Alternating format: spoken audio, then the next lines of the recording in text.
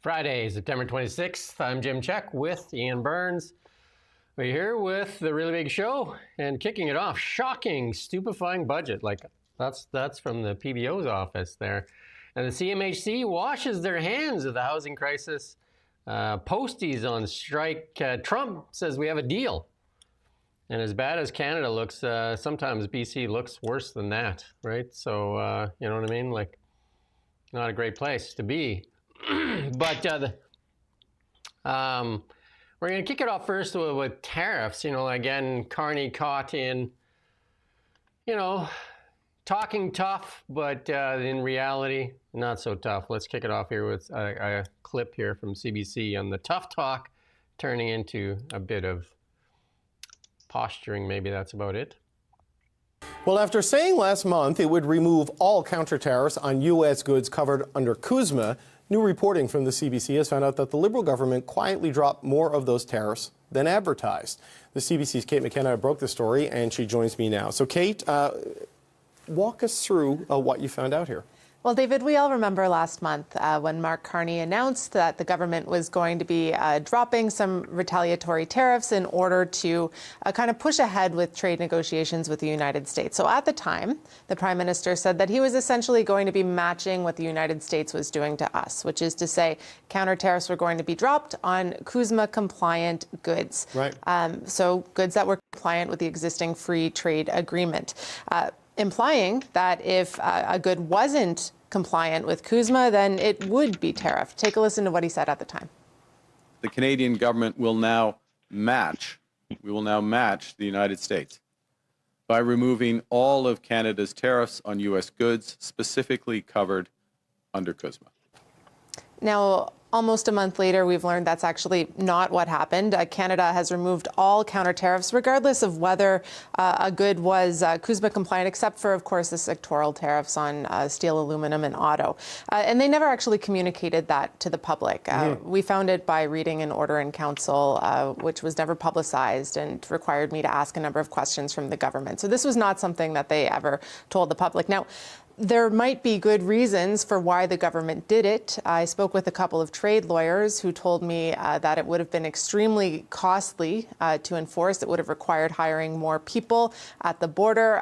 The amount of money, that revenue that was generated probably would have been almost negligible because most goods, if you do the paperwork, are CUSMA compliant, right? So one trade lawyer I spoke with said that, you know, this was admirable bureaucratic restraint. However, it's not what the government said that they were doing. It's not what Mark Carney said he was going to do. And the reality of it is they implied that Canada and the U.S. were doing the same things to each other. And in reality, that's not actually what happened. So we heard from Pierre Poilievre today. He posted on social media saying this is another elbows down lie. Now, in a statement, the finance minister's office says they do what they do because they want to adapt their trade policy, both to get a new deal done and also to help Canadians the best that they can. Right. That was the argument, though, for dropping the CUSMA-compliant tariffs. There's been no broader explanation on the balance there, right? Because he says matching, but it's 25% on steel and aluminum versus 50%. But the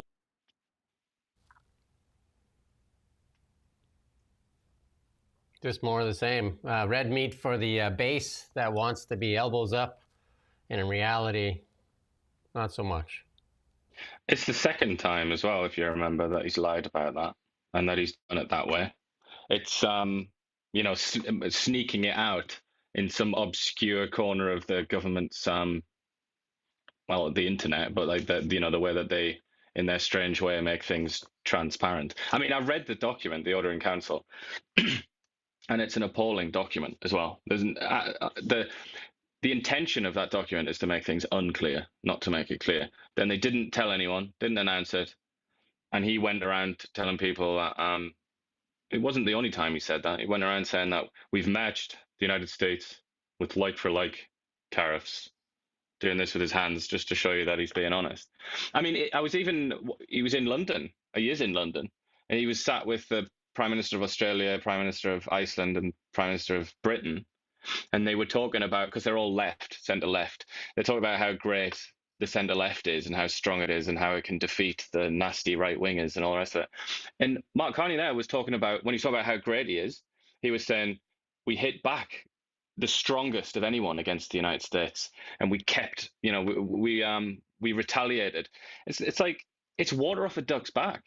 He's caught out in this second lie in the same genre, and it's water off a duck's back. He's in London bragging about the thing that we know is not true, that he lied about. He's still keeping the lie alive. CBC are talking about it here. Mm-hmm. But you look on CBC's website, I listened to their main radio bulletin this morning. This story is already gone. It's gone. Yes. We're not going to hear about this again. It's already gone. So that's why Mark Carney feels, and the Liberals feel like they can do this sort of thing, because they're never held to account. It just drops off the news agenda, and then it's the next thing.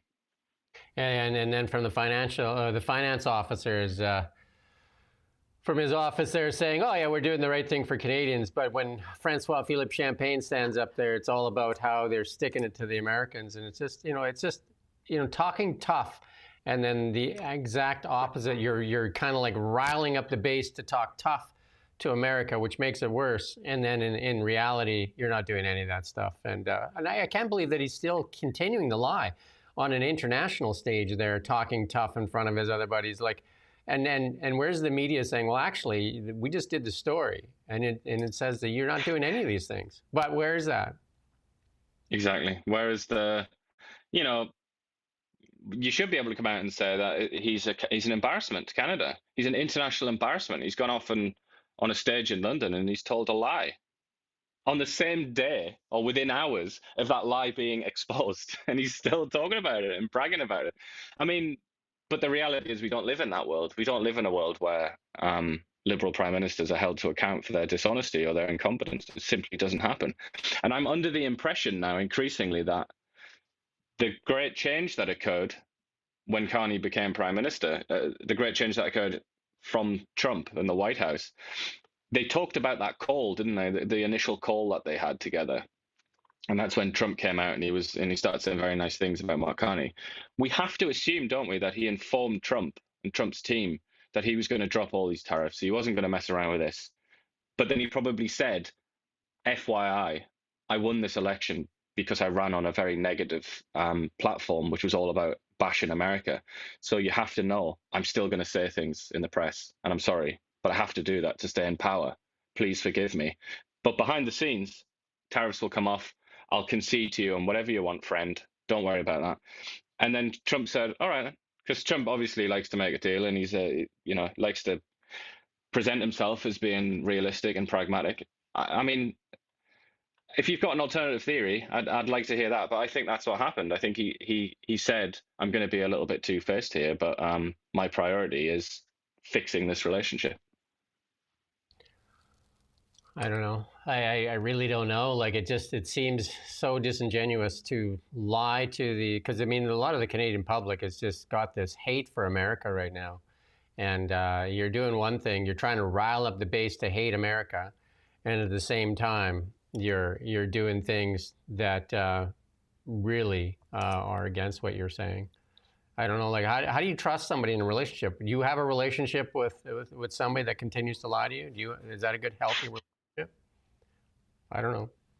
So, or even worse, where they tell you one thing and they tell someone else another thing, and they're trying to have it all ways. Is that a usually a liar gets caught out in that sort of situation, and then everything falls apart. I mean, I'm assume that you've known that to happen in just the personal sphere, where somebody who's trying to play everybody off against each other, they get caught and they suffer. He's been caught, but he hasn't suffered. It's fine. Everything's great. If you own the media, you have them on their knees begging for crumbs, or the CBC is slopping in the trough, then, these stories just go away. Yeah, and I think there's a truth to that. You can report a story once and let it disappear, and it might as well not have been reported at all. If you want the story to keep going, it just needs to have life to it. It needs to have follow-ups, and it needs to build up like it did with the carbon tax, and like it seemed to be doing with the migrant worker thing. But then that just kind of how many stories dropped off. How many stories on our public safety minister Gary this morning on CBC and CTV? that the attempt is certainly to get rid of that. But like I said, we've got the Conservative Party sends out press releases to the media every day, basically, and that usually gives you an indication of what drums they're gonna bang. And today they're going on about the PBO. Yeah. So they have a limited amount of space. They can't just keep saying the same things again and again and again. And that's what I meant the other day when I was saying they're trying to kind of do this by themselves in a way. Whereas the press should naturally be in opposition to the government. That's the role of the press. But instead, it's the Conservative Party, and then everyone else is kind of, they're not in opposition. Sometimes they're quite friendly to the Liberals, or they just don't really care. They're pursuing their own hobby horses. So it's tougher. Yeah, I don't envy the Conservatives in their kind of constitutional role that they have right now. It's very difficult for them. So what the Conservatives do accomplish is a workout for the CBC reporters and CTV reporters as they pull the thing off the printer, roll it into a ball, and then toss it into the garbage and move on. Here's Jason Jacks, the interim PBO, and the way he keeps going, he's definitely going to be interim. But we're going to play a clip here from Jason Jacks. It should be very alarming. Right? These are, I don't know, I think I used the words in French, and which the translators probably got really well, like stupefying, shocking, right? This is not, like, it's not a funny fiscal outlook. It's a really serious fiscal outlook. And we don't lightly use the word unsustainable, right? Unsustainable means you don't have the option of saying, maybe I'll wait a couple of years, I'll see how things go. It means if you don't change, this is done, right? So it's... Yeah, it should be very alarming. That music is quite funny, wasn't it, in the background? Stupefying, shocking. Like, you heard all his words there. I think as anyone who's managed household budget knows, if you sit down at the end of the month and you don't have enough money to pay your bills, and it happens month after month after month, something breaks. It's very serious. Cabinet had targeted a 2024 deficit of $39.8 billion. The true figure was close to $52 billion, or 30% higher. Cabinet targeted a 2025 deficit of $42 billion. The true figure is about $68.5 billion, 62% higher. Like, how can they, this is the team. These are not like clowns working in there, right? Do you know what I mean? Like, there's just no restraint. Obviously, you can't double, or like budget's almost double, right? 62% higher. But part of it you can see, like Carney was out there today talking, or was it yesterday? Oh, and then, like the aid to Gaza now is, I think, around $400 million. Money to Haiti, money to, like a whole bunch of different causes around the world, when we clearly don't have the money. Like you would think that Egypt and Saudi and Qatar and them should be the ones that are really, that's their area, right? And Qatar. Well, the other big one is Ukraine. Yeah, Qatar. Yeah, Qatar, $4 billion on the rebuilding. Qatar is like vastly richer than we are, right, in reserves. And it's just... Well, on a per capita basis, no question. It's basically the richest country in the world, isn't it? If you look at it per citizen, if you do it that way, they are astoundingly wealthy. And it seems like they just keep going back into the cupboard and just raiding it. And Canadians, and this is the part that's important, Canadians, 89%, this is the stat that you need to like put it in your head, 89% of Canadians are $200 away from meeting their monthly obligations. And this is the Canadian taxpayers that are on the hook for this, these deficits. And they just keep piling up. There's no restraint whatsoever. And he's ringing the alarm. And for a CPA to ring the alarm like that, that's like, he's going out on a limb. I mean, again, very reserved usually, especially at that level. And, he's saying words like stupefying and shocking. Those are not light words to be said.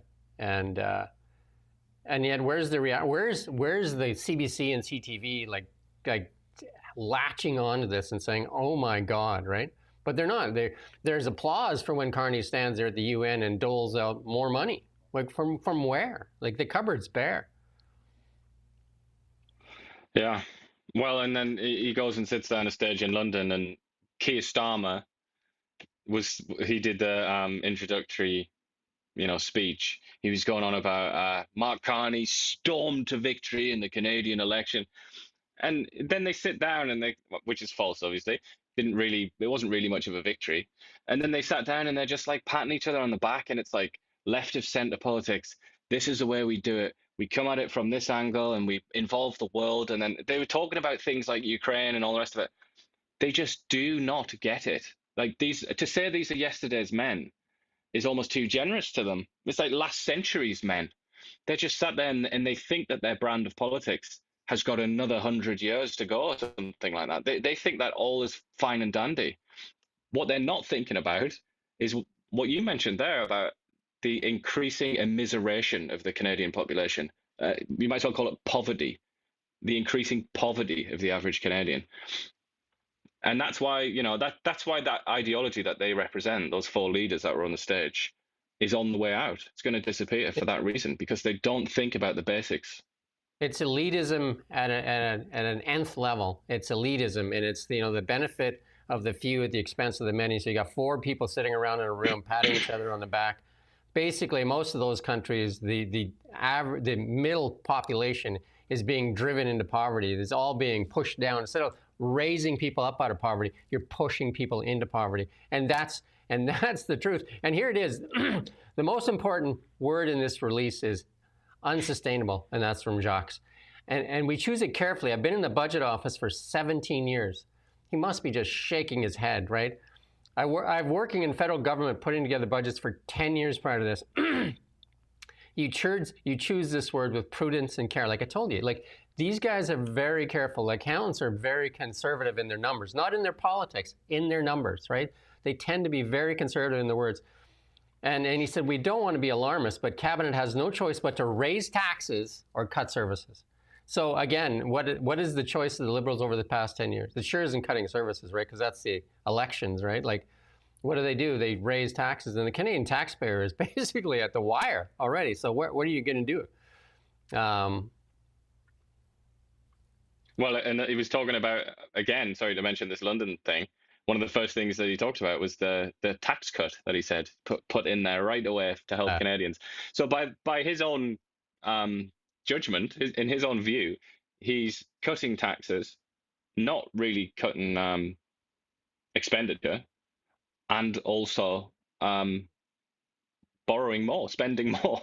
So it's kind of like no cuts, spend more, and cut taxes. It's like the trio of death to an economy, or at least it is to an economy that isn't growing, as Canada's is not really. You can't talk about these little tiny scraps of growth, like 0.5% as if that's growth. That's stagnation. An MP asked Jason Jacques, right? Like he said, the Prime Minister was sold to us as an international banker, but do you believe he's being sufficiently serious about the economic and budgetary situation? And his response was, I'm not a psychologist. He's also not going to be employed for much longer, is he? Because he's obviously going to get turfed for saying all this stuff. And he said, this is from Polyev, we learned this Prime Minister is even more expensive than Justin Trudeau. Who would have thought it possible? And over the next 5 years, deficits will add up to $314 billion, more than double the Trudeau deficits. And Trudeau was a record breaker too. Remember, like he, I think, accumulated more debt than all the previous administration prior to him. It's remarkable, isn't it? And I've said it many times. Canada has that reputation. It earned that reputation over many decades, even centuries. Earned the reputation of being probably the most sensible country in the West, at least, and certainly the Anglosphere, when it came to things like banking and finance and expenditure.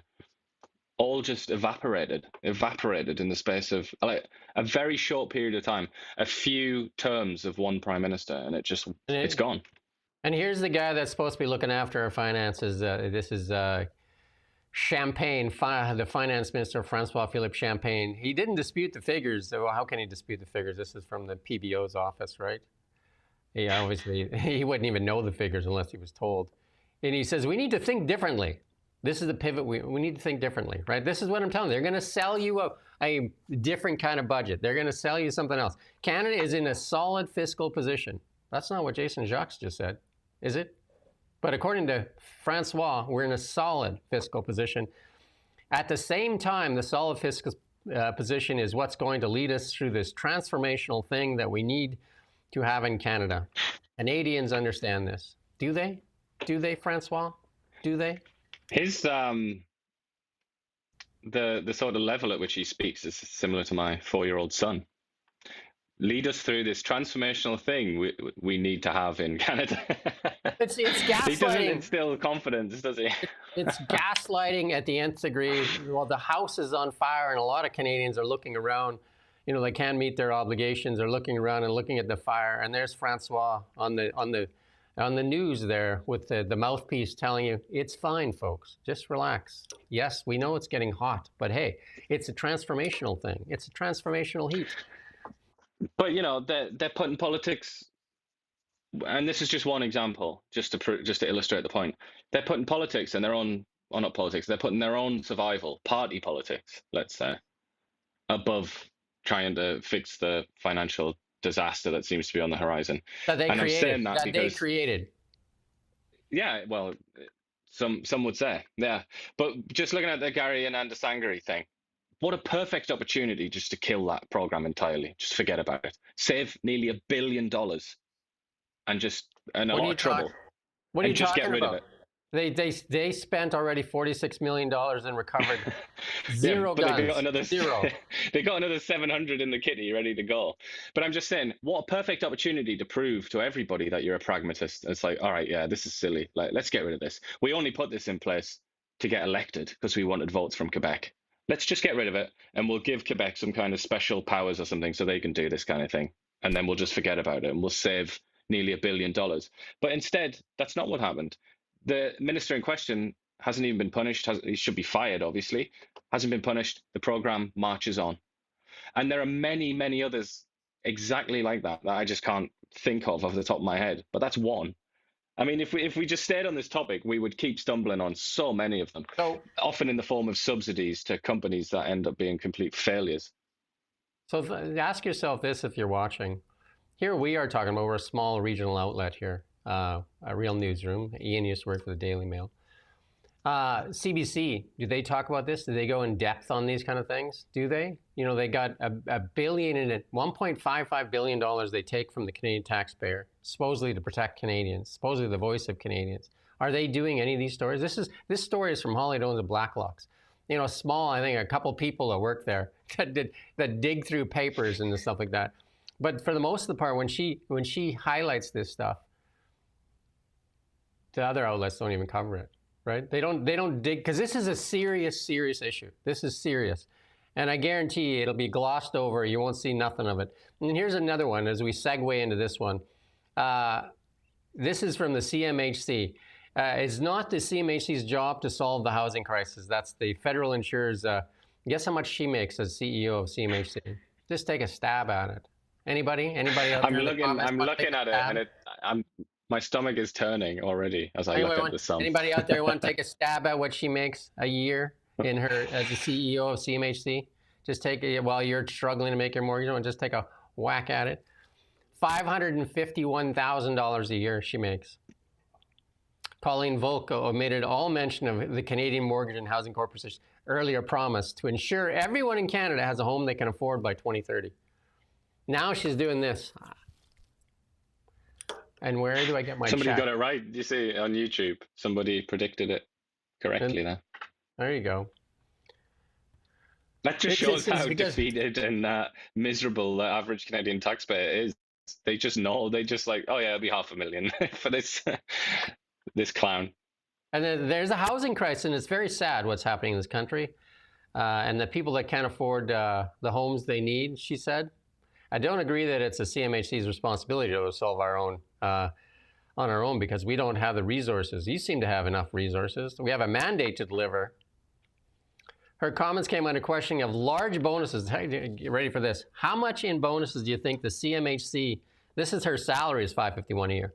How much in bonuses to the CMHC staff do you think was doled out last year? Just last year. $30 million. $30 million they doled out because they did such a great job in this housing crisis, didn't they? Like, I mean, it's probably one of the best jobs ever in Canada, right? Like, I mean, if you look at the housing crisis, like they've done such a great job, right? Has there ever been a better time in history to be a sort of middling bureaucrat? Just a bureaucrat of average ability. I can't imagine a better time in history. Not even the peak of like the Chinese bureaucracy in ancient times. And then 70% of people who do not have access to home ownership have given up on the dream of owning a home. And that was from an MP. This is your responsibility. How can you pay bonuses to 99% of your officers when 70% of the people who don't have access to home ownership have given up on their dream? What are we supposed to tell people who've given up on their dream when you're paying out bonuses over $30 million? And she said, I agree with you completely. There's a housing crisis, and it's very sad. Sad. But on the other side of that, thanks for the cash.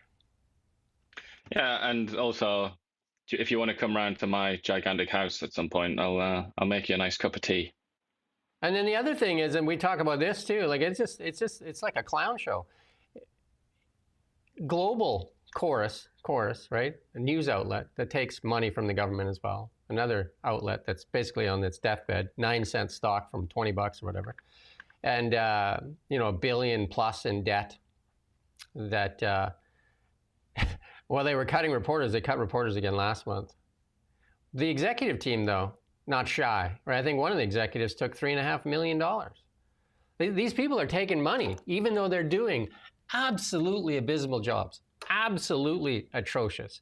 There's a massive housing crisis on right now, massive housing crisis. Most youth don't think they can get a house. And here's the CEO making $551 a year plus expenses. You know that the expenses in that thing are probably going to be just something ridiculous. If you could get access to information, one of the things they do is we're trying to get Ian in the parliamentary gallery so we can ask questions. But we can't even get an email answered. Never mind get him in there. Do you know what I mean? Like Stephen Guilbeault refuses to answer questions. That's the problem in Canada. I mean, it is the problem, because if you could shine a light on this, many people will tell you sunshine is the best disinfectant there is out there. And they know that, so that's why they close it off. That's why there's clouds over everything. That's why there's clouds. Part of their mandate was to make sure their housing was affordable. Now she's saying, no.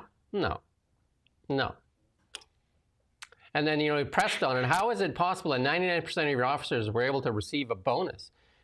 And then she said, it's not a bonus. It's part of their compensation that is put at risk at the beginning, and they don't achieve the specific objectives. It's not a bonus. That's what CBC said. Remember when they got that extra $150 million when Carney won the election?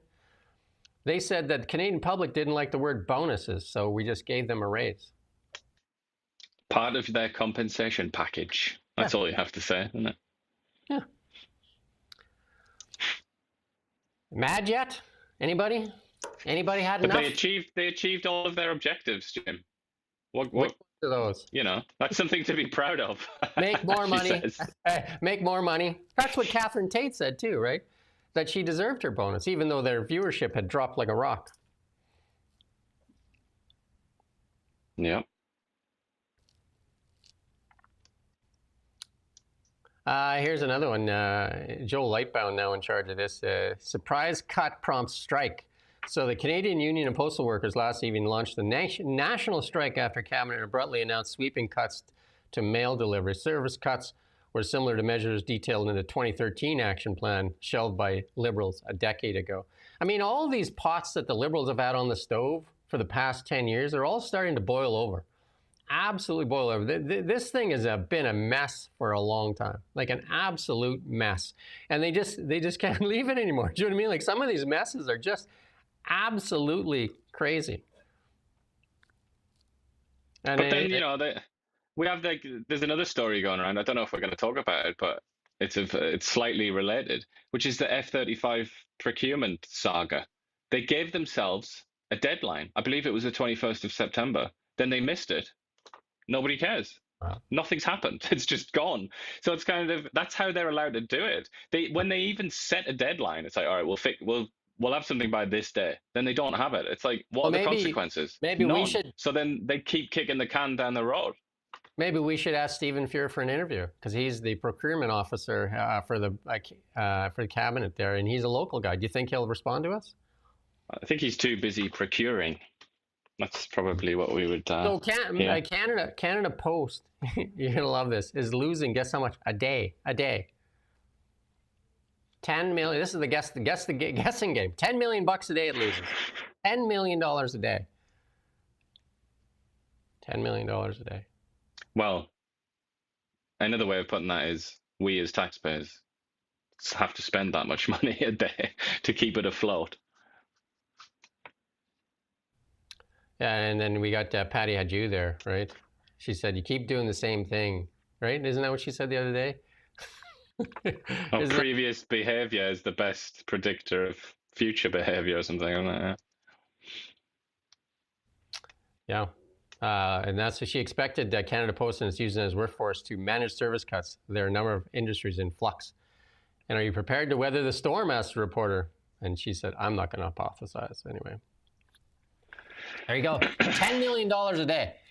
$10 million a day. But this thing has been boiling over for like a long time. 2013. They didn't deal with it. Yep. And then let's talk about China for a while here. This is another one from Hollywood Black. Like, taxpayers will take a double hit on the federal finance of the Chinese shipyards. And that's what union executives yesterday told the Commons Transport Canada. Cost of the subsidized loan are on top of waivers of tariffs intended to protect Canadian jobs. Imagine that, eh? If we are using taxpayers' money to fund projects, surely to God we can put people to work. And that was from the president of the Shipyard General Workers Federation. There's no value in Canadian workers, he said. This is basically what you've said to us. When sorry, I lost it there. When BC Ferries goes offshore, and they've done this a number of times, when they bring that vessel back into country, the federal government waives the duty on this incoming vessel. But it's like, sorry, just to briefly go back to the previous one. There was a quote in there which is just golden. I have to read it out. It's Stephen McKinnon, who's like the boss man. He's the one that manages all the parliamentary business for the Liberals.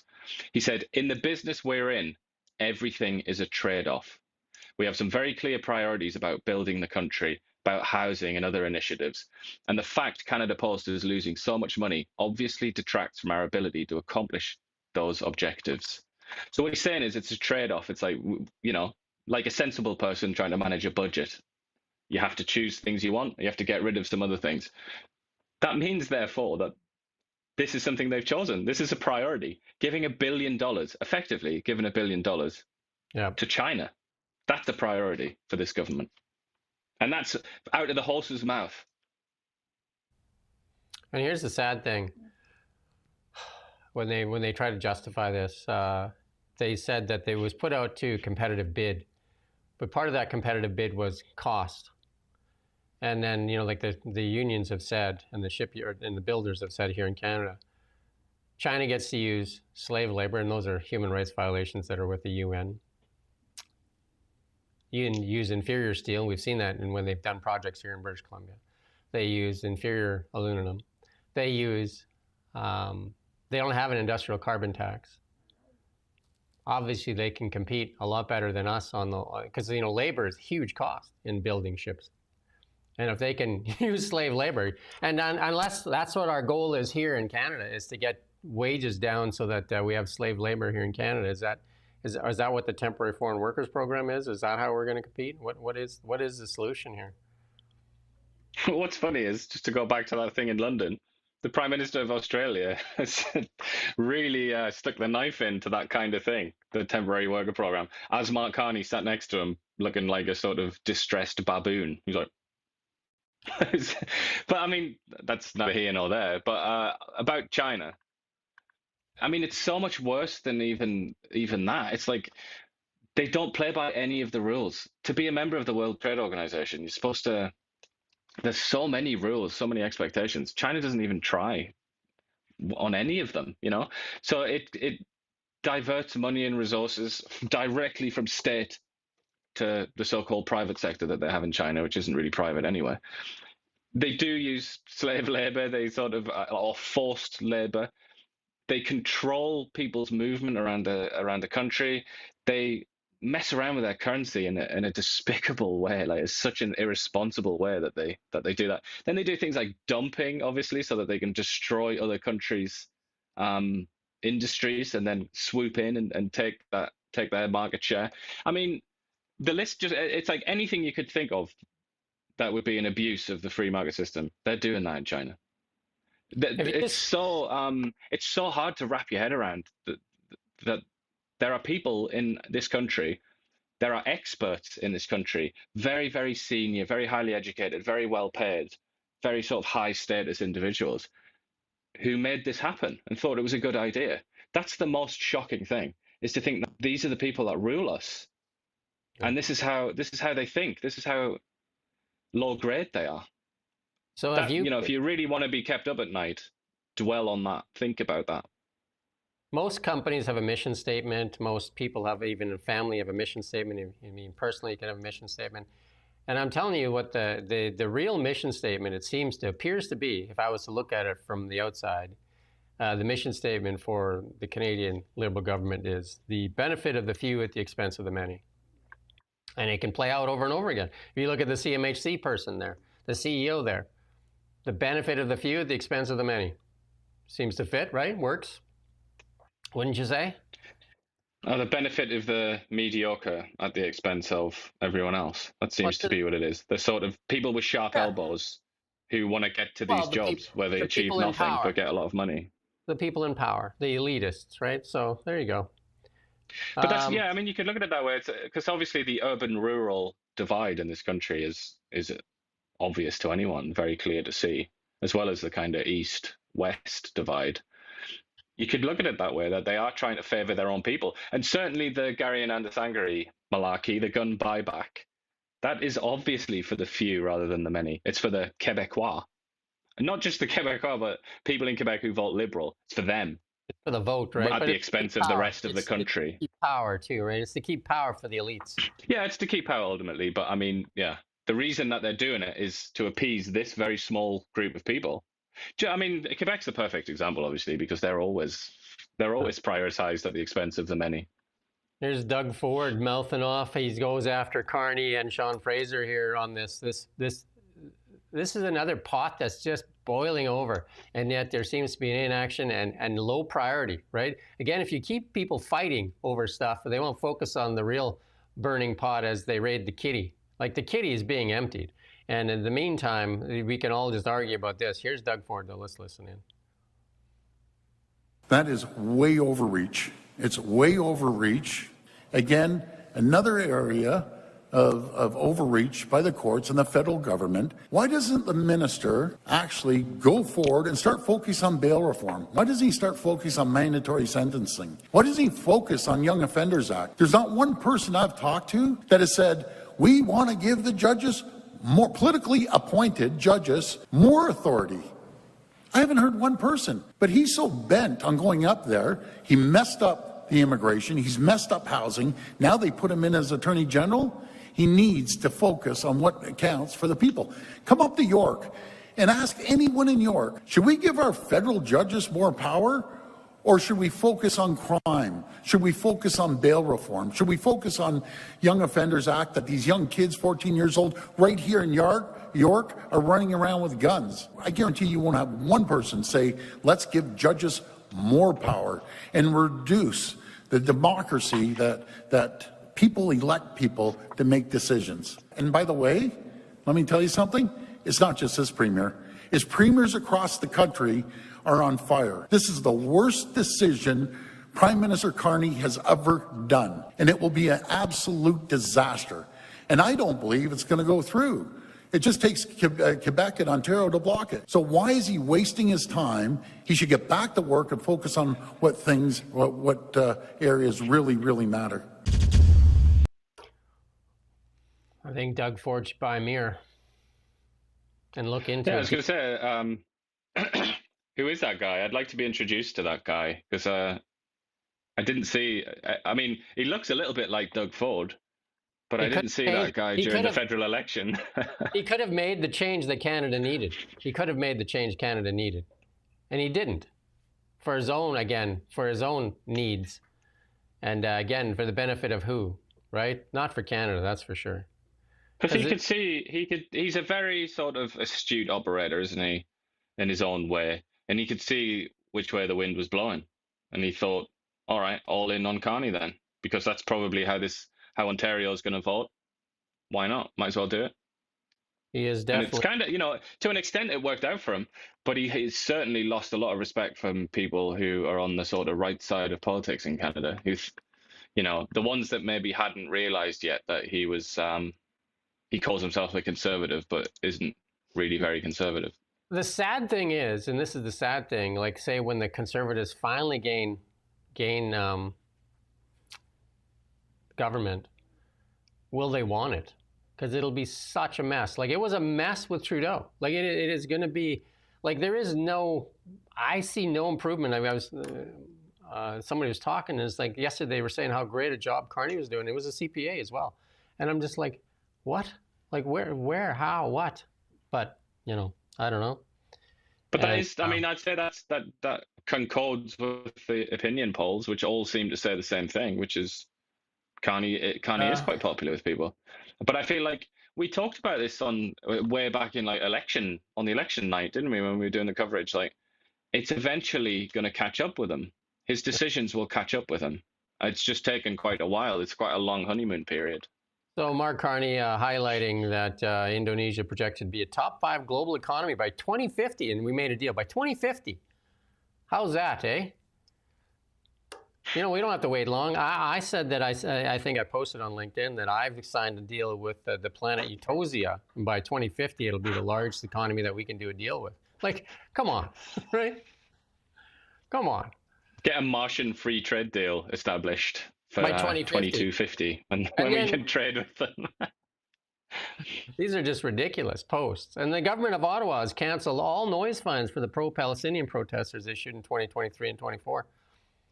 Because interest of public interest, and but Tamara Lich put out there, how nice for them, hey, where she didn't get because that. they aren't enemies. They aren't enemies of the establishment. Let's put it like that. They aren't. They're kind of a part of it. They're threatening to break away, but they're part of it. These pro-Palestine or anti-Israel protesters. And then Israel's PM once again lashes out at the Liberals, and a lot of people walked out on his speech there at the UN. But we're going to talk about that in a bit here. We'll leave it for right now. And Ottawa now says it has no deadline for review of Chinese EVs. And they're getting a lot of grief from the farm, you know, Scott Moe and that.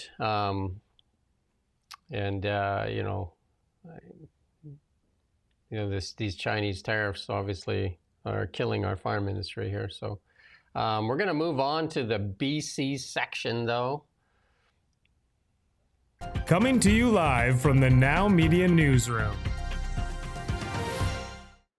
And a couple of things in here, but the BC ports seeing record volumes. That's the good news. But in some of the less good news, Rustad says Indigenous rights and private property rights cannot coexist, and he calls on the Supreme Court to intervene. And that's, you know, like a lot of this has to do with that Richmond decision there. And his remarks were made in relation to last month's ruling in the BC Supreme Court that the Cowichan tribes were the owners of 7.5 square kilometers in Richmond, and they're like kind of co-title holders. How can you sell that land? And this is bringing into question a lot of land in British Columbia here. So, I mean, it is obviously causing a lot of concern. And I talked to a few large developers, and there's not a lot of development going on in BC or sales for that matter. But they're doing well in Alberta. So, you know, these are the things that are going to cause some of that grief here. There's a fire going on. This is literally, you choose your economist. Doesn't matter who your economist is, as long as they're not like a communist or something like that. Like any sort of mainstream economist, and ask them what are the essential ingredients for prosperity in the modern world.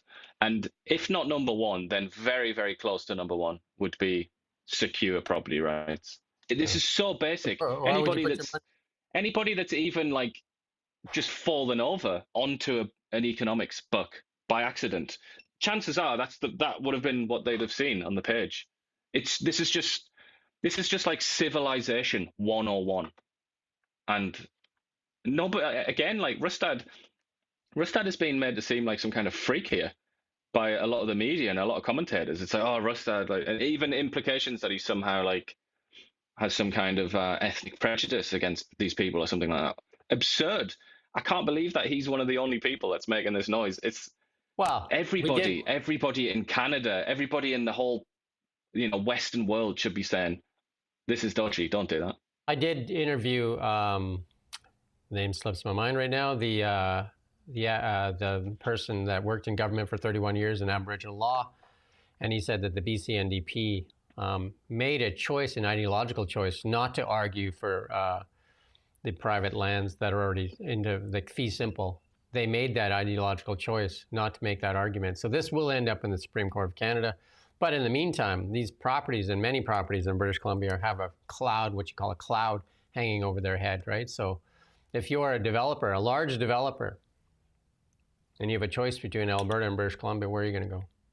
You tell me. I would honestly say you're probably going to go to Florida. Oh, there you go. Screw both of them. But no, obviously, if it's Canada you're interested in, yeah, you're going to go to Alberta, aren't you? Where there's more of a guarantee. Looking out the window here, that fire that we had, which is late in the year fire, but I thought we'd just bring it up. 1,000 Peachland properties on evacuation alert. It was kind of like, I don't know, Forest Service Road. And usually the fires don't, get out of hand at this time of the year, the cooler temperatures and that. So, I'm looking out the window here. And that's how we can tell, oh, it must be known. Obviously, it's more frightening for people that are in those areas there, but I don't imagine it getting that far out of hand at this time of the year. Well, it's going to rain. Like all of next week is basically rain and cloud, isn't it? So the weather is in favor. Yeah, cooler temperatures. Fire activity is a lot lower in cooler temperatures for sure. But here's some good news for British Columbia. Record cargo volumes at the Port of Vancouver as extra oil from TMX heads to Asia. And it handled a record 85 million metric tons of cargo in the first 6 months of the year. That's an increase of 13% compared to the same period of last year. And again, what's the key word there? Oil, right? Oil and gas, yeah? You know what I mean? And this is what the Liberals have been suppressing for 10 years and continue to suppress, right? There you go. But now it's almost, and the NDP as well, BC NDP. Yeah. But now it's got to the point where, they're pulling their pockets inside out and nothing but dust falls out. So they're saying, oh, okay, let's go back to that thing that made us money. I need to correct you. I need to correct you there, because they're not pulling their pockets out. They're pulling your pockets out. Our pockets. It's like, where's all your money going, you idiot? I'm punching you as hard as I can, but there's no money falling out. They basically got you by the ankles, and they're shaking you, wondering if where they're... Or basically, I think they're in your couch right now with their hand deep inside the couch. They're looking for whatever's left. President Trump, here, we're going to play this clip. We're into the international segment here, though. Let's get into this international piece. Coming to you live from the Now Media Newsroom. Yeah, so Trump says he's got a deal. Let's listen in on Donald J. Trump. Very close to a deal on Gaza. How are you? Hello, Peter. And it's looking like we have a deal on Gaza. And we'll let you know. Mr. President. I think it's a deal that will get the hostages back. It's going to be a deal that will end the war. It's going to be a deal it's going to be peace. I think we have a deal. That'll be number 8, Peter. Not bad. That's good. Look, he's got his little granddaughter there, Kai Trump. Little Kai there, a little golfer. But it's the one thing, like you can say whatever you want about Trump. But Carney doesn't talk about a deal. They stand there and posture, the four of them. Albanese made a big posturing speech there in the UN there. And then Carney made a posturing speech there. And Anita Anand almost lost her mind there, clapping like a seal. But they're not involved in these discussions, are they? You know what I mean? Like, as much as, they all point to the evil man, he's the guy making the deals. Like, he was the guy in the room, at least having the discussions. Because Carney's not in the room with the discussions. Anita Anand there is not in the room discussing anything, is she? And this All is one they of them. do is they stand at One the of podium the strongest and posture. criticisms. That's one of the strongest criticisms of their decision to recognize Palestine or Palestinian state. It's kind of futile. Canada doesn't matter. I mean, Virtue signaling. sadly, we might wish that Canada mattered, but it doesn't matter.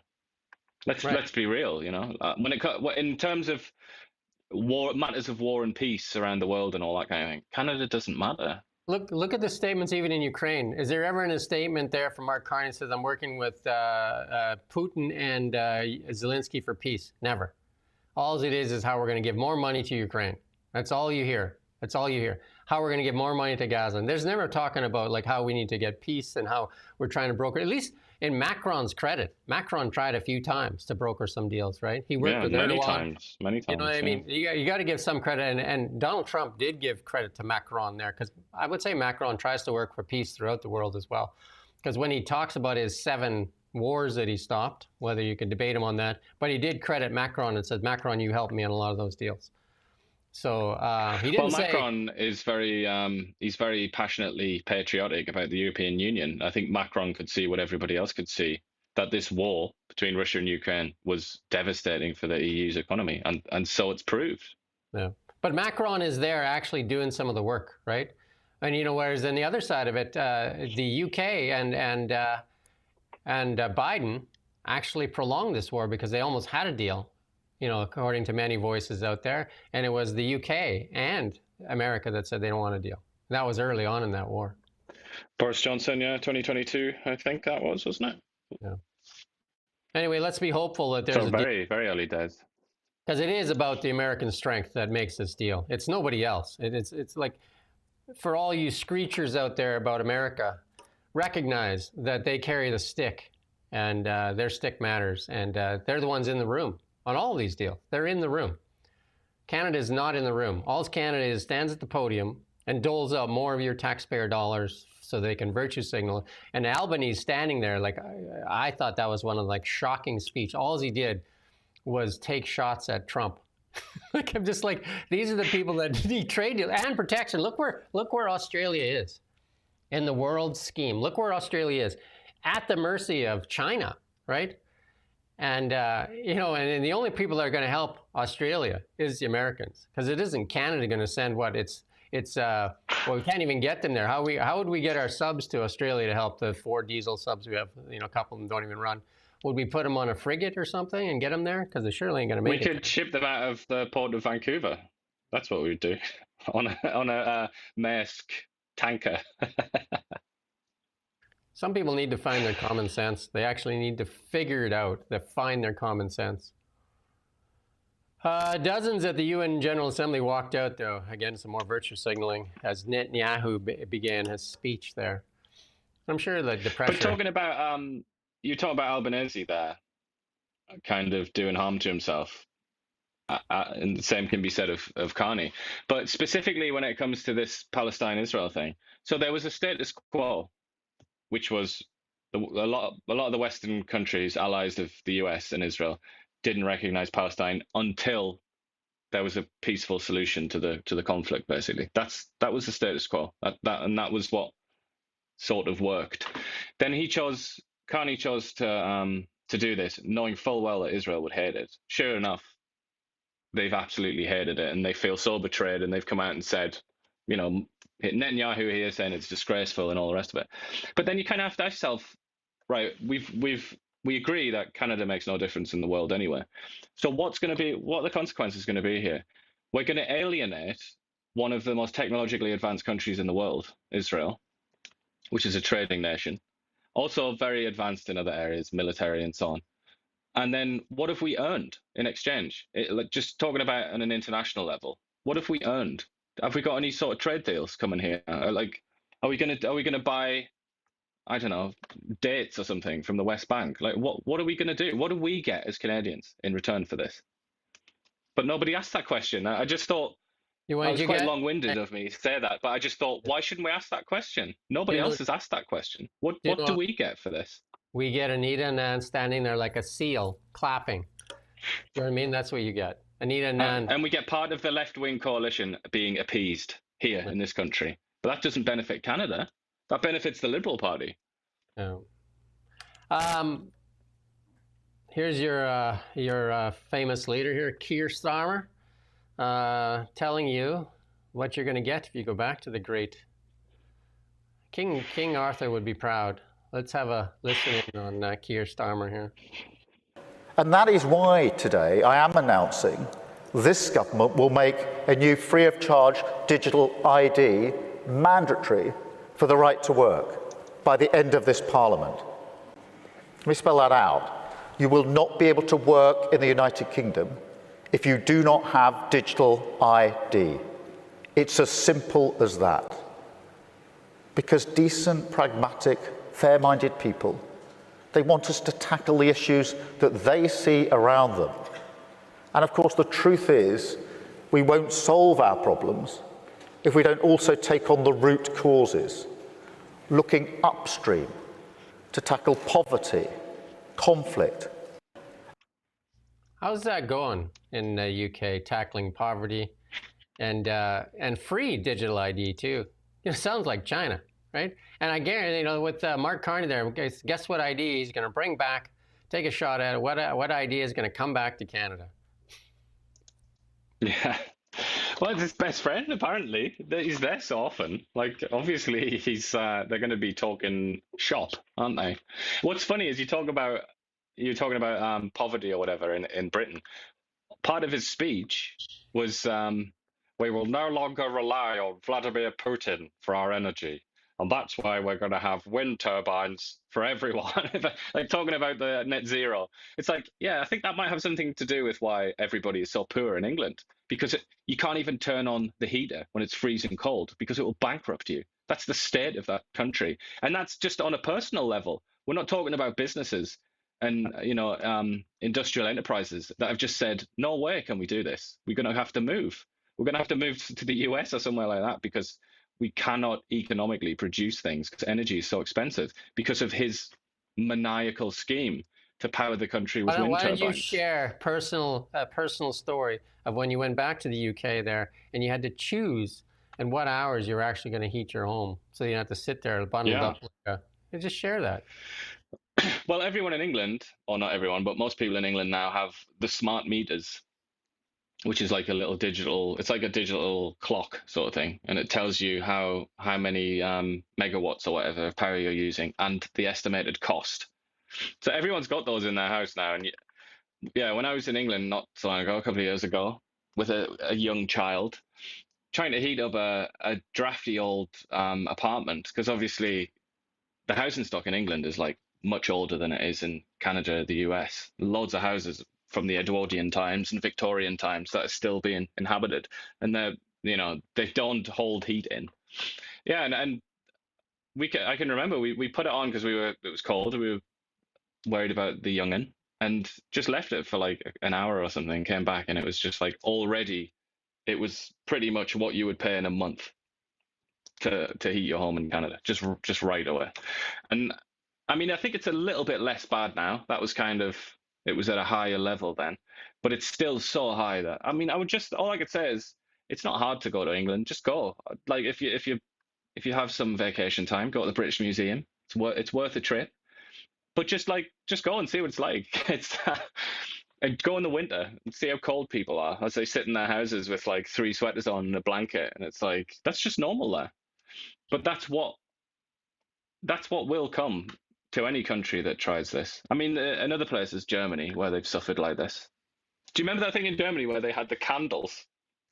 Where they had like a candle and it was like, there was like an umbrella thing on top of the candle. It was like, it actually had no effect on how warm your house was. It was like a psychological boon to these desperate Germans so that they could try and pretend they were warm. Well, I think the evidence is in on the net zero thing. King Arthur, if he could look into the future, he might have just stick that sword back in the stone and says, I ain't doing it. I'm not doing it for this. Like, this is ridiculous. I'm going home. It's just. Well, King Arthur's team ultimately lost in that conflict between the Britons and the Saxons. So Keir Starmer's the descendant of the Saxons. Look That's what he's what I'm doing. saying. That's what I'm saying. So it's just, it's Arthur was just like, this is ridiculous, right? Like, I mean, what they've done to the UK and what they're doing to Canada here is just. I mean, people that say, like, like I said, the CPA yesterday saying, how good Carney's doing. They don't see 89% of Canadians are $200 away from, in a rich nation, $200 away from meeting their monthly obligations. So what did he say to them? Suck it up. Suck it up. But like this ID card specifically, though, he's saying this is going to cut back on illegal immigration and people working illegally. Like, obviously, they're going to find a way around this. Most of them work as, they can work on construction sites and things like that, or they can work in cannabis farms, which are rampant in Britain. Or they're kind of like underground, hidden away in houses and things, or they'll work delivering food on bicycles and little scooters. They do things like that, and or taxi drivers, Uber drivers. Obviously, they're going to figure out a way to get around it, aren't they? And it just seems people are just saying, "What's the point then?" And then Starmer's come out, which I just found quite funny. This is a direct quote. "It is not compassionate left-wing politics to rely on labour that exploits foreign workers and undercuts fair wages." That's what he said in the presence of Mark Carney. I just thought that was amusing. Yeah, this digital ID, it's a lot of power over people. We've seen it with the COVID IDs. Remember that? The Vax Pass, and how they could regulate you. And that's why a lot of people don't want these, is because it gives the government so much more power. And, like all of a sudden you're going to have to use, and in China, they do it right now, right? They can actually say which areas, a great example. Which areas of China you can go to and not go to. They can cut you off on public transit, different things. And that's why a lot of people don't want that. That's, like the government wants a cashless system for many reasons, right? Because cash obviously is anonymous, right? Whereas, if you have to spend it, they can shut you down. Look what they did to the Freedom Convoy. They basically, a business donated $250, and they had a bakery that was on the other side of the country, donated $250 to the Freedom Convoy, had her business basically frozen. Because you can't operate if you don't have a bank. That's the thing. People just don't trust. People don't trust authorities to be responsible with this kind of thing. And then there's just another thing, which is like leaks and things. Well, no, obviously, and COVID eroded that trust dramatically, didn't it? And their reaction to the COVID crisis. Do you know what else erodes that trust? A person that takes $551,000 in salary and then takes $30 million in bonus in the midst of one of the worst housing crises ever. And it also is in the vaccine. Remember we talked about the VAERS, that this fund they set up where they set aside $50 million to help Canadians that have had vaccine adverse effects, where the administrator took $36 million of that. And then, they on purpose kind of like didn't process some of the concerns, right? Because they're keeping that money for whatever reason.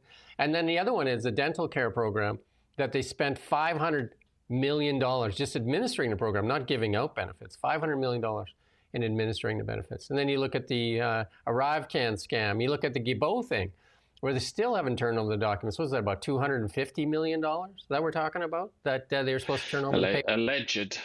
Alleged. So we'll get that when? In 5 years, when Guilbeault is off, retired on some island there? Let's skip the next couple stories. We're just going to go straight to the numbers here. Let's just do just the numbers. Coming to you live from the Now Media Newsroom. There you go. Canadians' borrowing requirements will begin to exceed the maximum of $2.1 trillion by 26-27, and that'll require amending the Borrowing Authority Act. Well, hey, those are small numbers, right? But, the good news, though, the Canadian economy, expanded by 2% in July. That's the first sign of growth in 4 months, so 2%. So they might revise that up and down. And most of that activity was from mining and quarrying and oil and gas. Imagine that, our resource sector. We say that how many times? It's our resource sector. That's Canada's jewel, is it not? But here's Starbucks. Well, there are other things, but there's nothing that compares. It's like every country has their, like you say, their jewel, and that is Canada's jewel for sure. So this is becoming a luxury for Canadians. Starbucks is cutting jobs at 900 jobs and closing stores. because nobody can afford to pay $9 for a coffee. But Dollarama is doing well, right? In Canada, Dollarama doing well. Another bad news for you here: Investa is closing the Eastern Ontario plant and shifting production to Victoria, not Victoria, BC, Victoria, Texas. There you go. Another manufacturer moving operation. I was reading about that, and it's very sad because it's right next to the U.S. border, next to New York, on the Ontario-New York border, and jobs aren't plentiful around that neck of the woods. So it's a very sad situation. And then here's the stock, and then I didn't update this, but this is the stock of Canada. It's the currency. But one thing you have to recognize, you know who the worst performing currency is in the G7 this year? Want to take a guess at that? Take a stab at it? It's got to be that stupid US dollar and those stupid Americans.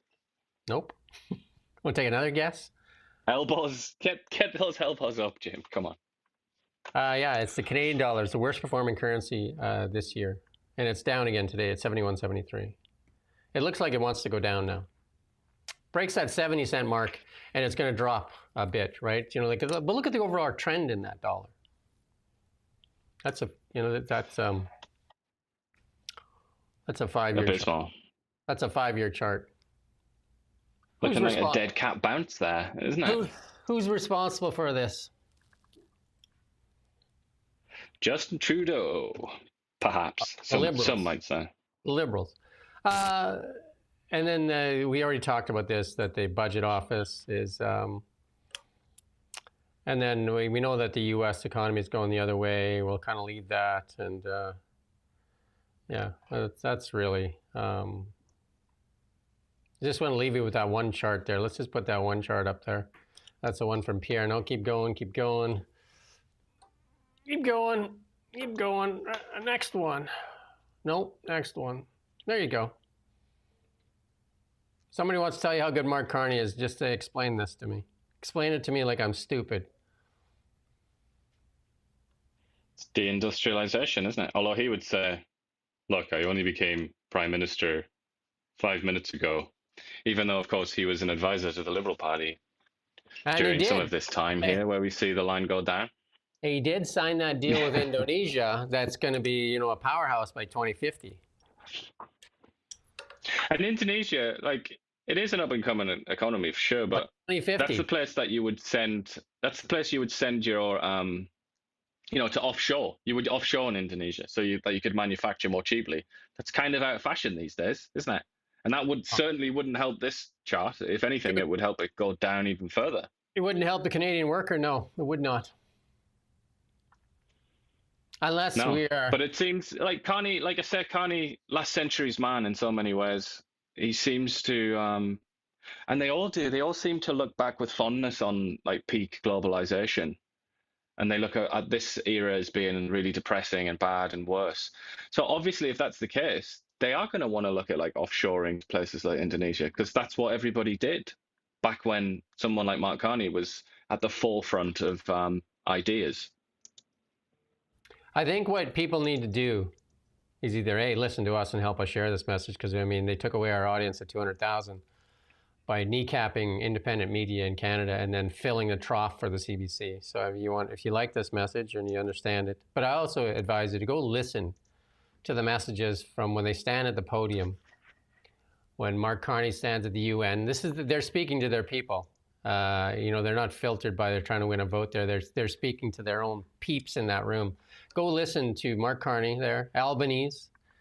Go listen to them speak in that room, and then go listen to Donald Trump speak in that room. Donald Trump spoke for America in that room. He wasn't trying to appease anybody. If anything, he was probably irritating most of the world. He was irritating because Albanese, all he did was attack Trump in that speech.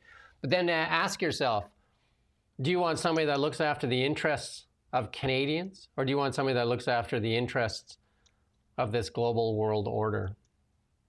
Where I think Mark Carney has doled up $400 million in the last few days to Gaza and Haiti and a few other places, and $4.5 billion that has been doled out to Ukraine in this restructuring or rebuilding of Ukraine. And then the disgraced now, Chrystia Freeland, is going to be the one that manages that bag of cash with no oversight because they said they can't release where that money goes. National security is at stake. Not our national security, of course, but another country's national security. Yeah, seems like a hell of a gig, no? How do, it's how true, do you put your name in for that gig? is- How do you put your name in for that gig? That's you have to serve a very long internship, I think, don't you? And prove yourself before you get that sort of gig. But yeah, the contrast is astonishing, and historians in the future, if we have such things, guaranteed they'll be looking at that speech that Trump made and contrasting it with the likes of Carney's speech. Don't listen to it. Just Because we're honestly. we're in a period of divergence here, aren't we? Where things are going to change one way or another, and we're kind of right in the middle of it right now, though. Use your common sense. Do this to the mainstream media. Close it out to tell you that he's the devil and all these things. Go listen to that speech. Go listen to Albanese now, and then go listen to Mark Carney. Go listen to those speeches. Go listen, just with no preconceptions, listen to that speech, and then ask yourself where you are as a Canadian and where you want to be, and which speech resonates with the people and which one doesn't. Just do it. Just listen. But what's very interesting is look at the provincial level as well, and look at how a lot of premiers speak now, like David Eby, our precious David Eby there. He uses a lot of this language, but instead of a nation being in question, it's the province, isn't it? It's like going to do what's best for British Columbians. I'm going to, it's, and when he says he's opposed to the migrant worker scheme, it's like, it's all about British Columbia, British Columbians. And yet he is very much on the left. And you would think if he was in federal politics, he would speak like Mark Carney. It's kind of, it's everywhere. And it's kind of, you have to ask what is going on with this quite obvious contrast. But even Mark Carney uses that language, doesn't he? Obviously, with the Canada strong and elbows up and we'll be masters in our own home and all that kind of thing. Well, that's the audience. That's what I'm saying. Like, you got to listen to him when he's speaking to his peeps, right? Because that room is full of his peeps, right?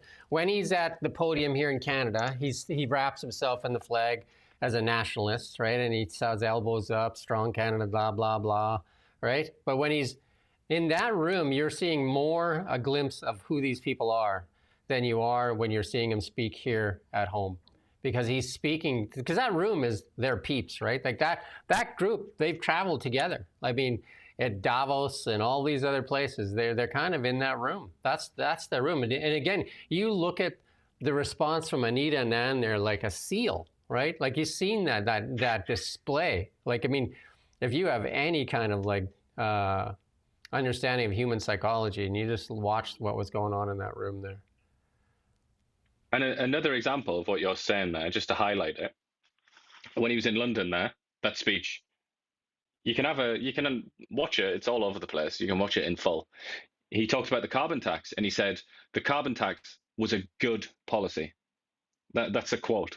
That's what he said to his people there. Would he ever say that, do you think, here? Would he ever say that in the House of Commons or something like that? That's something that what he says now when he's speaking to a Canadian audience is it was too divisive, so we cut that to make life more affordable for Canadians.